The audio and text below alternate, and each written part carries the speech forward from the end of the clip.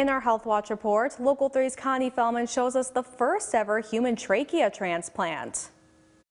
It's a medical milestone that has the potential to save thousands of people with birth defects, cancer, or injury to their windpipes from COVID-19 intubation. A team of surgeons in New York successfully transplanted a human trachea into a critically ill patient. 1 year later, that patient is surviving and thriving, and now wants others with badly damaged windpipes to know they may have a life-saving option. 57-year-old Sonia Sain takes nothing for granted, including daily walks through her neighborhood with her niece Monique.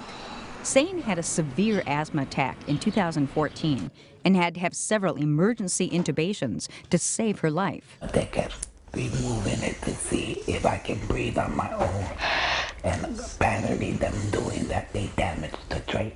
Sain had to breathe through a surgical hole in her neck and still has the opening there. I have a plug that I have to push in so it holds the air so I can talk. For years, Sain was in constant danger of having her trachea collapse and then suffocating. The trachea is a little bit like the Rodney Dangerfield of organs. It never gets much respect. It looks like a tube, but it's actually a very complex organ system. Dr. Jenden says the difficulty with human transplantation is re-establishing blood flow. We're using a high-powered microscope, hooking up these little blood vessels using a suture that's thinner than a human hair. It's actually difficult to see without a microscope.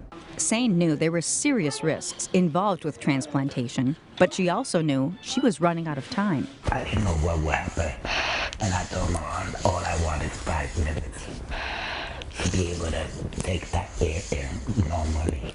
Last January, in an 18-hour-long surgery, doctors removed Sain's damaged trachea and replaced it with a donor organ and blood vessels.